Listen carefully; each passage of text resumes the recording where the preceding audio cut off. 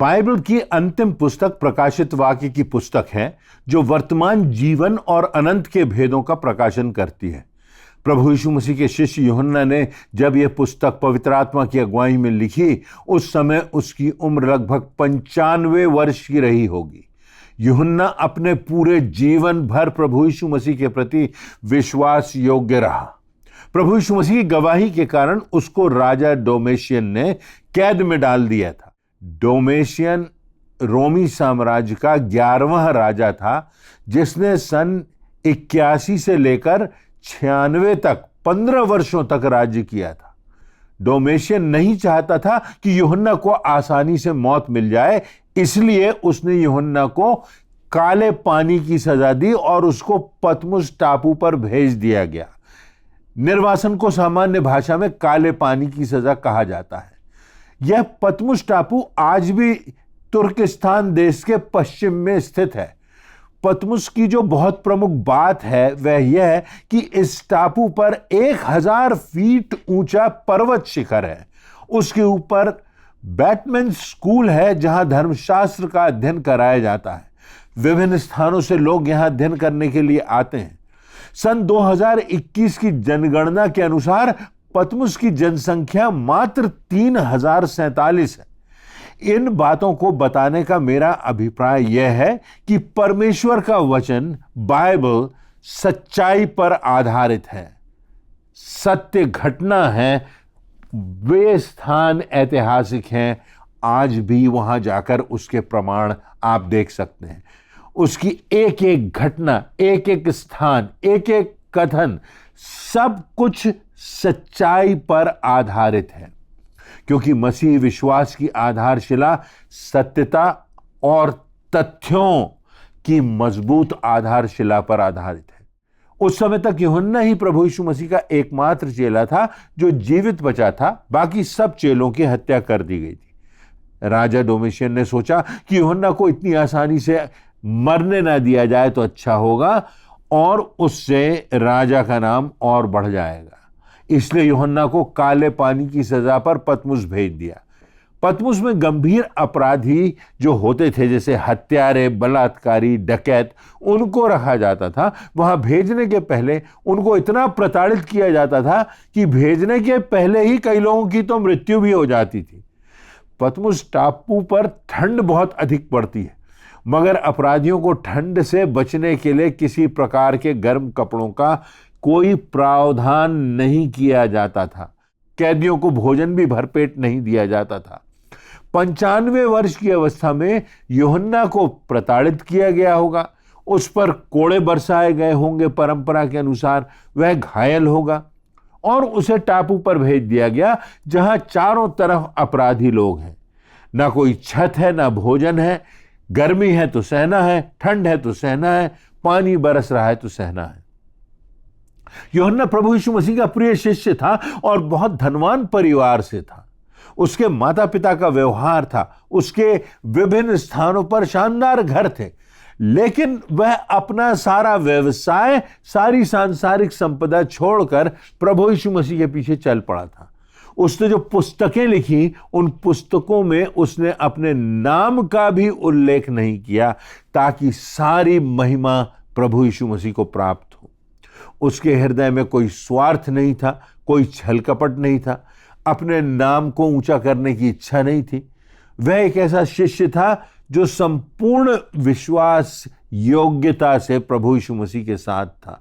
प्रभु यीशु मसीह भी उससे इतना प्रेम रखते थे कि अंतिम समय में अपनी माता की जिम्मेदारी उसको सौंप दी, एक पुत्र के समान। जो प्रमुख बात यह थी कि प्रभु यीशु मसीह यूहन्ना पर विश्वास रखते थे। बात इतनी ही काफी नहीं है कि क्या हम प्रभु यीशु मसीह पर विश्वास रखते हैं, क्या हम परमेश्वर के पर विश्वास रखते हैं, पर मुद्दे की बात यह है कि क्या प्रभु यीशु मसीह हम पर विश्वास रखते हैं। क्या परमेश्वर जब हमको देखते हैं, हमारे जीवन और हृदय को देखते हैं, तो क्या हम कह सकते हैं कि परमेश्वर हम पर विश्वास रखते हैं। पतरस ने यीशु को पहचानने से इनकार कर दिया। जो जीने मरने का वायदा करते थे उनकी बातें वायदों तक सीमित रह गई, मगर ऐसे समय में यूहन्ना ही एक ऐसा शिष्य था जो अंतिम समय तक विश्वास योग्य था। यह जानते हुए कि उसे भी मृत्यु दंड कभी भी दिया जा सकता है, यूहन्ना अपनी जान हथेली पर रखकर क्रूस के पास प्रभु यीशु मसीह के पास खड़ा था। उन दिनों में यह नियम था कि यदि कोई क्रूस पर चढ़ाए हुए व्यक्ति से किसी भी प्रकार से अपनी सद्भावना प्रकट करता था तो उसे भी क्रूसित किया जा सकता था। हम सोचते हैं यदि कोई व्यक्ति पीड़ित है या यातनाओं से गुजर रहा है तो जरूर उसने कुछ ना कुछ गलत काम किए होंगे जिसकी परिणति वह भुगत रहा है। परंतु बात यह थी कि यूहन्ना वह चेला था जो यीशु से प्रेम रखता था, जो उसके प्रति विश्वास योग्य था, जो उसके निकटतम था और अंतिम समय तक वो प्रभु के प्रति विश्वास योग्य बना रहा। वह अत्यंत पीड़ादायक मृत्यु को प्राप्त करता है। यूहन्ना जिन सताओं से गुजरा था वह मौत से भी बदतर थी। आज के संदेश में हम इसी बात से जुड़ी बातों पर विचार कर रहे हैं कि यूहन्ना के जीवन के इस हालात में हमारे लिए क्या शिक्षा हो सकती है। तो पहली शिक्षा यह कि सदैव परमेश्वर की गवाही हमें देना है।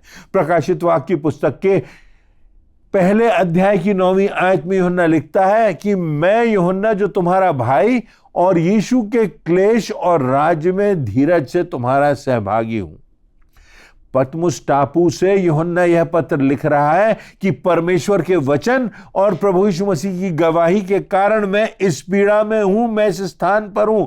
मैंने कोई अपराध नहीं किया परंतु मेरे साथ अन्याय हो रहा है। एक अनजान और अंधकारपूर्ण स्थान पर जहां डकैतों, हत्यारों और बलात्कारियों को भेजा जाता था, आजीवन वहां उसको भेज दिया गया है।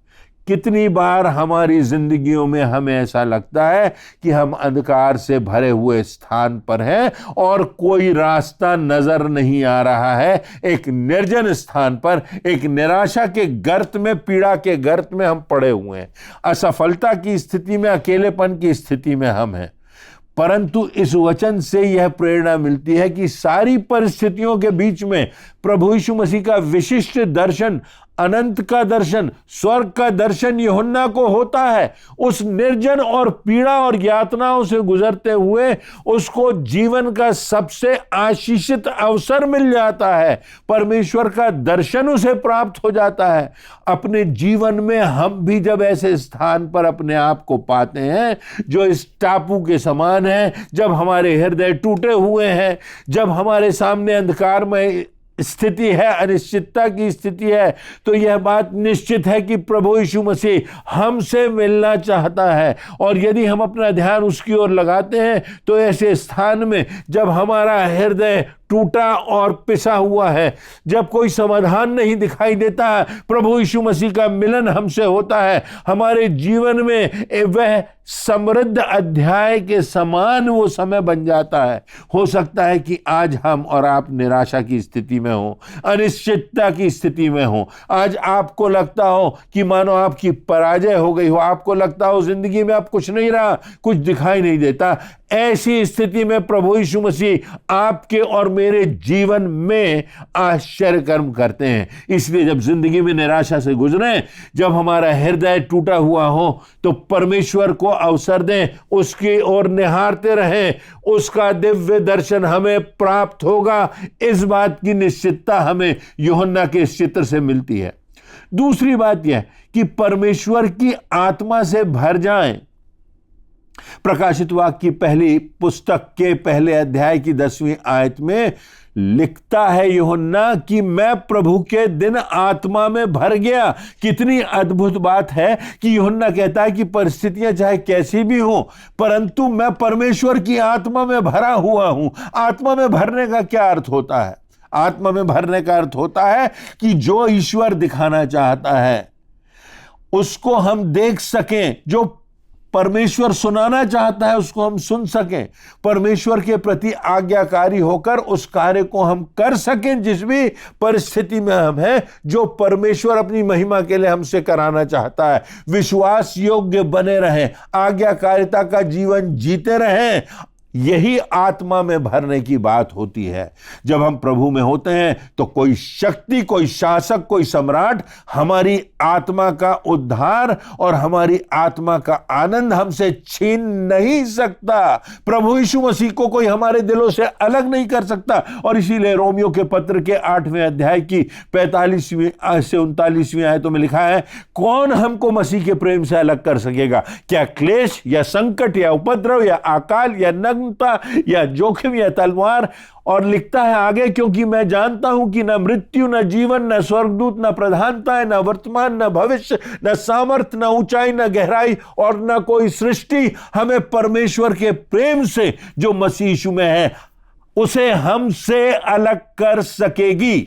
तो कठिन परिस्थितियों में हमें यह स्मरण रखना है, इस बात की निश्चितता हम में होना चाहिए कि हम परमेश्वर की आत्मा से भर जाएं, परमेश्वर की निकटता का अनुभव करें, हमारी दृष्टि उसकी ओर लगी हो और हमारी जिंदगियों में गवाही हो। क्या आप समझते हैं कि जब हम सबसे पीड़ा की स्थिति में होते हैं, जब हम सबसे अंधकार की स्थिति में होते हैं, तो जो कुछ हम कहते हैं, जो कुछ हम करते हैं, प्रभु का नाम लेते हैं, वो सबसे प्रखर गवाही हमारी जिंदगी की होती है। तीसरी बात इस संपूर्ण घटना की कि यूहन्ना को परमेश्वर का दर्शन होता है, प्रकाशन होता है, और इसीलिए इसे प्रकाशित वाक्य की पुस्तक कहा गया है। प्रकाशित वाक्य की पुस्तक के पहले अध्याय की 12वीं और 13वीं आयतों में यूहन्ना लिखता है, मैंने उसे जो मुझसे बोल रहा था देखने के लिए अपना मुंह फेरा और दीवटों के बीच में मनुष्य के पुत्र सरीखा एक पुरुष दिखाई दिया। यूहन्ना प्रभु यीशु मसीह को, जो परमेश्वर की ऐसी भेंट हमें दी गई है जो वर्णन से बाहर है, जिसे शब्दों में पिरोने का वो प्रयास कर रहा है, वह लिखता है, मैंने पुत्र सरीखा एक पुरुष देखा। यूहन्ना ने जब उसे देखा तो वह चकित हो गया और लिखा हुआ है, मैं मृतक सा उसके पैरों पर गिर गया। इसके पहले अंतिम बार संभवतः यूहन्ना ने यीशु मसीह को क्रूस पर देखा था, उसके हाथ और पैरों में कीलों के निशानों को देखा था, उसकी पीठ पर कोढ़ों के चिन्हों की मार के प्रभाव को देखा था, उसकी पसली में भाले के भेदे जाने के दाग को देखा था। वह व्यक्ति जिसे लोगों ने कुचल दिया था और जिसे समाप्त करने की कोशिश की थी, उस प्रभु यीशु मसीह की परिपूर्णता को अब यूहन्ना स्वर्ग में देख रहा है। इसलिए अपने जीवन की पीड़ा में हमें इस बात का स्मरण रखना चाहिए कि आज तो हमें दर्पण में धुंधला सा दिखाई देता है, आज हमारे जीवन में प्रश्नों का उत्तर नहीं मिलता है, आज हमारे सामने अनिश्चितता की स्थिति है, पर वह समय भी आने वाला है जब हम परमेश्वर का संपूर्णता से दर्शन कर सकेंगे, जब हम उस स्थान पर होंगे जहां न धूप है, न तपन है, न अंधकार है। और इसीलिए प्रकाशित वाक्य 21वें अध्याय की 1 से 7वीं आयतों में यूहन्ना स्वर्ग का वर्णन करने का प्रयास प्रारंभ करता है। वह लिखता है कि वह अर्थात परमेश्वर उनकी आंखों से सब आंसू पोंछ डालेगा, न मृत्यु रहेगी, न शोक, न विलाप, न पीड़ा, सारी बातें जाती रहेंगी। अल्फा और ओमेगा, आदि और अंत वही प्रभु यीशु मसीह हैं। हमें इस बात का ध्यान रखना है यूहन्ना के जीवन की इस घटना से, पतमुस टापू के इस अध्याय से। चौथी और अंतिम बात यह है कि परमेश्वर के लोग उसके हाथ में हैं। इंग्लिश में गाना गाते हैं, the whole world in his hands. प्रकाशित वाक्य पहले अध्याय की 16वीं से 18वीं आयतों में यूहन्ना लिखता है, वह अपने दाहिने हाथ में 7 तारे लिए हुए था और उसके मुख से चोखी तलवार निकलती थी और उसका मुंह ऐसा प्रज्वलित था जैसे सूर्य कड़ी धूप के समय चमकता है। ये 7 तारे कौन है? ये 7 तारे परमेश्वर के लोग हैं। ये वे महानायक हैं जिनके जीवन से प्रभु यीशु मसीह का प्रकाश निकलता है, जिन्होंने प्रभु यीशु मसीह के विश्वास के कारण अपने जीवनों में प्रताड़ना सही अंधकार से गुजरे हैं, जिनके जीवनों से प्रभु यीशु मसीह की तब भी महिमा होती रहती है। ये किसी नाटक या किसी फिल्मों के नायक नहीं हैं। जो नकली जीवन जीते हैं, जो नकली वायदे करते हैं, जो नकली लड़ाइयाँ लड़ते हैं, यहाँ तक कि नकली मौत भी मर जाते हैं, ये किसी नाटक के पात्र नहीं, किसी फिल्म के चरित्र नहीं, ये रुपहले पर्दे पर दिखने वाले हीरो नहीं, पर ये वे लोग हैं जो परमेश्वर के लोग हैं, जिनकी जिंदगियों में परमेश्वर की गवाही होती है, जिनकी जिंदगियों में परमेश्वर पर विश्वास है, जिनकी जिंदगियों में प्रभु यीशु मसीह के प्रेम की, उसके उद्धार की, उसकी क्षमा की ज्योति हर समय इस हर स्थान पर दिखाई देती है। हर एक विश्वासी परमेश्वर के हाथ में है। सो जब परमेश्वर हमारे साथ है और हम उसके हाथों में हैं, तो हमारी जिंदगी ही नहीं परंतु हमारी आत्मा भी सुरक्षित होगी। अभी तो हमें नकारात्मक परिस्थितियों से गुजरना है, पर हमें यह नहीं भूलना है कि उसका हाथ सदा हमारे साथ है, वह हमारे दाहिने हाथ से भी निकट है। हम देखें, न सिर्फ पतमुस टापू में यूहन्ना ने जो लिखा है, परंतु मूसा ने भी बाइबल की पहली 5 पुस्तकें बियाबान में भटकते हुए लिखी। वह अपनी जिंदगी के सबसे कठिन परिस्थितियों से गुजरा, तब परमेश्वर ने उसको इस्तेमाल किया, जिसकी गवाही आज तक होती है। और पवित्र आत्मा की प्रेरणा से उसने 5 पुस्तकों को लिखा।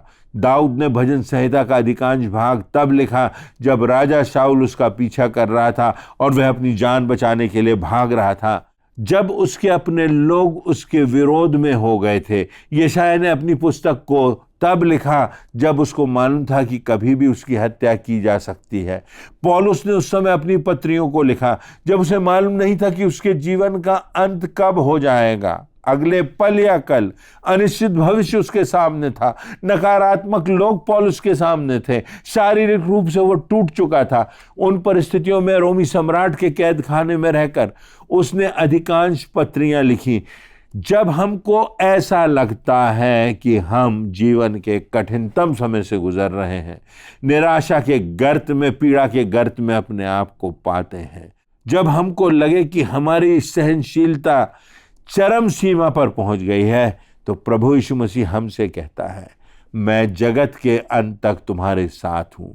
मैंने भी मानव का स्वरूप धारण किया, मैंने भी उस पीड़ा का एहसास किया, मैं भी विश्वासघात से गुजरा, मैं भी तूफानों से गुजरा। मैंने तुम्हारी खातिर मृत्यु को स्वीकार कर लिया और मैं मृत्यु पर विजयी हुआ। एक दिन मैं तुम्हें अपने दाहिने हाथ से अपने पास उठा लूंगा और मेरी अनंत समीपता में सदैव तुम मेरे साथ रहोगे। इस जीवन की यात्रा में भी मैं तुम्हारे साथ हूं, चाहे तुम अग्नि से होकर गुजरो, चाहे तुम मृत्यु की छाया से होकर गुजरो। निष्कर्ष की बात यह है कि पतमुस का यह टापू है, अकेलेपन का, निराशा का, पीड़ाओं का प्रतीक है, परंतु ऐसे में ही परमेश्वर का दर्शन है, जहां परमेश्वर की आत्मा की उपस्थिति है। परमेश्वर इन बातों से आज हम सबको प्रेरणा देता है कि जब जीवन में हम कठिनाइयों से गुजरें, अनापेक्षित से गुजरें, अनिश्चितता से गुजरें, जीवन की समस्याओं में हम उसका हाथ ना छोड़ें और इस बात को जानें कि उसका हाथ आज भी हमारे साथ है, हमको थामे हुए हैं। आज भी वह हमको अपना हाथ थाम कर ले चलता है। इस संसार के पार भी हमको अपने आगोश में वो शरण देगा। परमेश्वर हम सभी को इस विश्वास और निश्चितता से परिपूर्ण करे और इन वचनों से हमको उसकी राह पर आगे बढ़ने के लिए प्रोत्साहन दे। परमेश्वर आप सबों को आशीष दे, विशेषकर आप में से वो लोग जो अनिश्चितता की स्थिति में है, अंधकार की स्थिति में है, पीड़ा की स्थिति में है, कल क्या होगा नहीं जानते, जब हमारी जिंदगी दांव पर लगी है, जब हम नहीं जानते कि कब हमारी जिंदगी समाप्त हो जाएगी। अगर हम प्रभु यीशु मसीह पर विश्वास के कारण इन पीड़ाओं को सह रहे हैं, तो परमेश्वर का वचन कहता है हम धन्य है परमेश्वर की दृष्टि में। और इस पतमुस टापू के अनुभव से हम गुजर रहे हैं, इस बियाबान और अंधकार और अकेलेपन से हम गुजर रहे हैं। हम परमेश्वर के हाथों में हैं और एक दिन उन सितारों के समान हम स्वर्ग में चमकते हुए उसकी महिमा करेंगे। इस संसार में भी निश्चितता है उसकी उपस्थिति की, और इस संसार के पार भी निश्चितता है उसके राज्य में प्रवेश करने की और उसके द्वारा उस मुकुट को पाने की जो वे हमारे सम्मान में हमको देगा। हम निराश ना हों, हम मनोबल ना खोएं, और हम ये जानें कि परमेश्वर हमारे साथ है। प्रभु यीशु मसीह की सामर्थ हमारे साथ है, पवित्र आत्मा की अगुवाई हमारे साथ है। हम अपने विश्वास में दृढ़ हों, क्योंकि ऐसे समय में परमेश्वर हमसे बातें करेगा, हमारे जीवन को सार्थक बनाएगा और हमारे जीवन से इस अंधकार में अपनी गवाही को प्रज्वलित करेगा। यह निश्चितता है उसके वचन से जो हमको मिलती है, यूहन्ना के जीवन से और पतमुस टापू के अनुभव से। यह बात आज प्रकाशित वाक्य से हम तक प्रकाशित हो रही है। परमेश्वर आपको आशीष दे।